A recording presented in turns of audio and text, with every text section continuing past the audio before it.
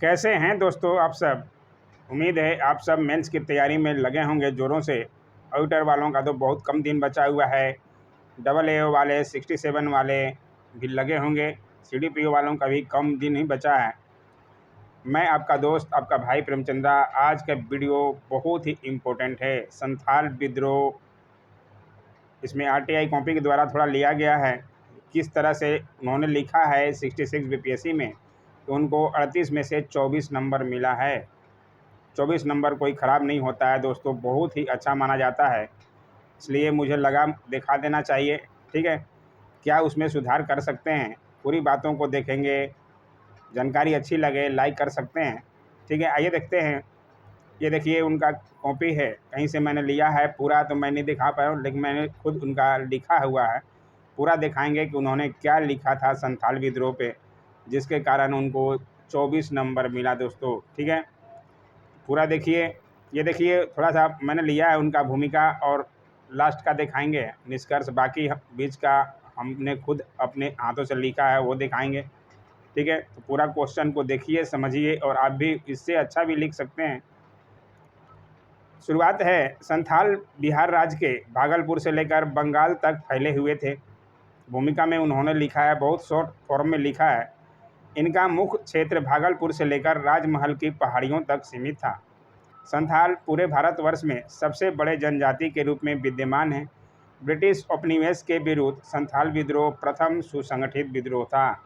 बहुत छोटा ही उन्होंने भूमिका दिया है, इससे भी आप अच्छा लिख सकते हैं। भूमिका में मैंने लिखा है, मैं दिखाऊंगा। ठीक है, ये उसके बाद हमने उनका लिया है, दिखाया है। लास्ट का निष्कर्ष में उन्होंने देखिए 24 नंबर में मिला है। ठीक है, और ये BPSC Bihar public service commission, मेरे पास कॉपी नहीं है, मैंने कहीं से लिया है, यूट्यूब से ही कहीं से लिया, तब मैं दिखा पा रहा हूँ। ठीक है, बाकी मैं उनका पूरा लिखा हुआ दिखा रहा हूँ कि कैसे उन्होंने लिखा है कि 24 नंबर मिला है दोस्तों। ठीक है, तो आइए देखें। भूमिका में आप कुछ अलग भी कर सकते हैं, जैसे मैंने भूमिका को थोड़ा अलग करने की कोशिश किया है, उसे अच्छा बनाने का कोशिश किया है। ये देखिए, संथाल विद्रोह, जिसे क्षेत्रीय तौर पर संथाल हुल भी के नाम से जाना जाता था, बेहतर जाना जाता था, यह ब्रिटिश उपनिवेश के विरुद्ध प्रथम सुसंगठित विद्रोह था।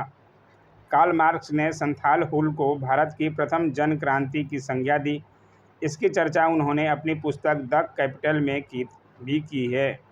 यह वर्तमान झारखंड के पूर्वी क्षेत्र, जिसे संथाल परगना या दामन कोह यानी कि भागलपुर से राजमहल की पहाड़ियों के क्षेत्र में 1855 से 56 में घटित हुआ था। ये सब का थोड़ा वो कम प्रयोग किए हैं भूमिका में। ठीक है, तो मैंने ये अलग से भूमिका लिखा है, इससे उससे अच्छा लिखने का कोशिश किया है।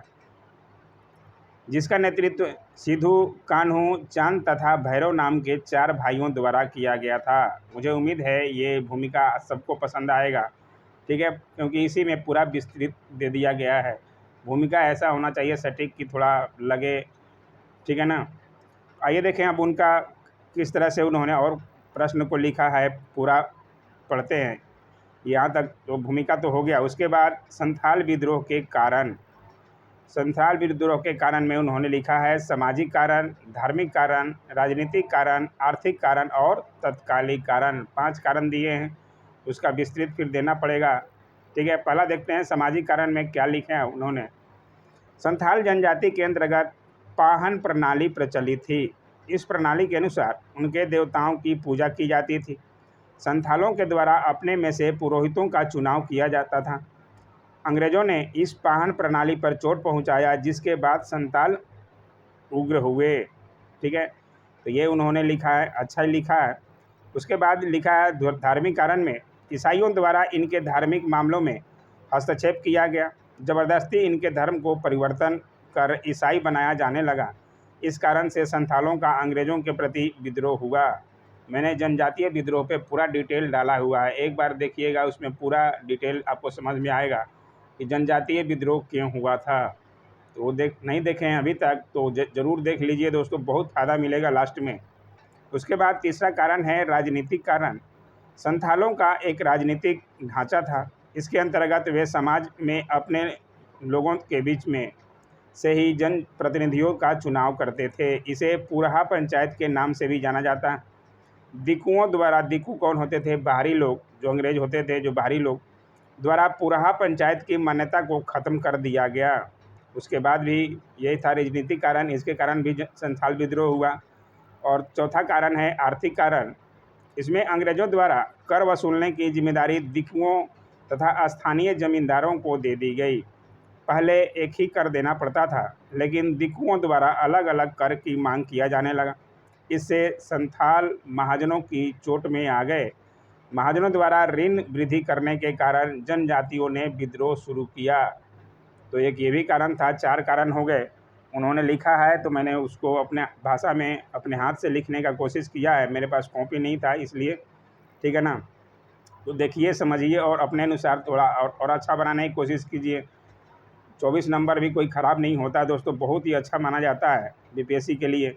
और तत्कालिक कारण में उन्होंने लिखा है, संथालों के जंगली क्षेत्रों में रेलवे के निर्माण को लेकर संथालों से बेगारी कराई जाने लगी और मेहनताना भी कम दिया जाने लगा। इससे क्षुब्ध होकर एक संथाल ने दरोगा की हत्या कर दी, जिससे विद्रोह आरंभ हो गया। ठीक है। उसके बाद उन्होंने लिखने का कोशिश किया है विद्रोह के उद्देश्य में सामाजिक राजनीतिक सत्ता स्थापित करना, और दूसरा में है दिकुओं को बाहर करना। विद्रोह का यही उद्देश्य था, संथालों का उद्देश्य यही था कि सामाजिक राजनीतिक सत्ता स्थापित करना है, और दूसरा दिकुओं को, बाहरी लोगों को बाहर करना है। ठीक है। और आगे देखते हैं विद्रोह का स्वरूप क्या हुआ। संथाल विद्रोह के मुख्य नेता चांद भैरव, सिद्धू कान्हू 4 सहोदर भाई थे। इन्होंने बहुत कम समय में ही 60,000 से अधिक संथालों का एक समूह बना लिया। इस समूह का उद्देश्य था दिकुओं को बाहर भगाना तथा अपना सामाजिक क्षेत्र स्थापित करना। ठीक है। अब असफलता के कारण क्या थे? संथाल विद्रोह के असफलता के कारण उन्होंने अपनी कॉपी में लिखा है और अच्छा नंबर उनको मिला है। इस कारण उनकी कॉपी को हम दिखा दे रहे हैं, आप इससे अच्छा हो सके तो लिख सकते हैं। ठीक है। असफलता के कारण में उन्होंने लिखा है पारंपरिक हथियारों द्वारा युद्ध लड़ा गया, जबकि ब्रिटिशों के हथियार जो है अत्याधुनिक थे। समझ सकते हैं आप, आदिवासियों के पास कैसा हथियार होगा, और अंग्रेज़ों के पास तो हथियार ही हथियार थे। विद्रोह के परिणाम क्या हुए? विद्रोह के परिणाम में संथाल परगना टेनेंसी एक्ट पास हुआ।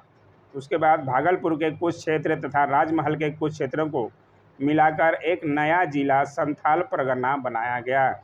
उन्होंने फिगर भी बनाया था, ये देखिए। आप फिगर कैसा भी बने, थोड़ा उल्टा पुल्टा भी बने तो बनाना कोशिश किया कीजिए दोस्तों, इससे नंबर तो मिलते ही है। देखिए, बिहार और झारखंड का फिगर बनाने की कोशिश किया, और वहाँ पे उन्होंने दिखाया है कि भागलपुर और राजमहल की पहाड़ियाँ कहाँ थी।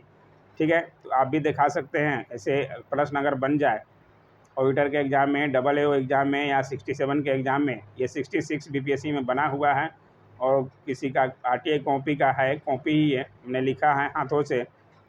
तीसरा में है ग्रामीणों को वहाँ की व्यवस्था सौंप दी गई, पुरहा पंचायत को मान्यता प्रदान की गई, और संथाल जिला को नॉन रेगुलेटिंग एक्ट के तहत कानून प्रदान किया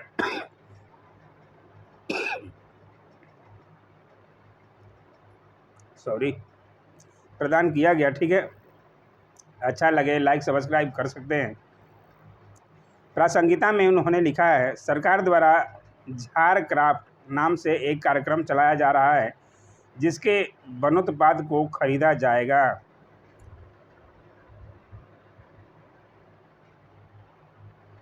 ठीक है। फिर उन्होंने लिखा है 27% आबादी का रोजगार जंगल आधारित है। वनोत्पादों को टी हब कमेटी द्वारा ए मछली के अंदर 42 उत्पादों को शामिल किया गया है। और लास्ट के निष्कर्ष में उन्होंने लिखा है, जो मैंने दिखाया था, जहां उनको 24 नंबर दिया गया था, उपयुक्त विवरण के अनुसार सरकार सिद्धू कान्हू के नाम पर दुमका विश्वविद्यालय का नामकरण किया है तथा उनके नाम पर 2000 के बाद मेले का आयोजन किया जा रहा है। इससे संथालों की स्थिति में सरकार द्वारा सुधार किया जा रहा है। तो इससे भी अच्छा आप लिख सकते हैं। मैंने कहीं से कॉपी लिया, उसको नोट किया अपने कॉपी में, और उसको दिखाने का प्रयास किया आपको, ताकि आप इसमें अब सुधार कर सकते हैं। लेकिन 24 नंबर इनको मिला है इस प्रश्न में। तो आप भी देखिए, समझिए और ऐसे तरह से लिखने का कोशिश कीजिए, ठीक है। हमसे जितना बन सकता है दोस्तों हम तो बताते ही हैं, ठीक है। ऐसे ही वीडियो के लिए लाइक, शेयर, कमेंट और सब्सक्राइब जरूर करें दोस्तों। Thanks for watching my YouTube channel.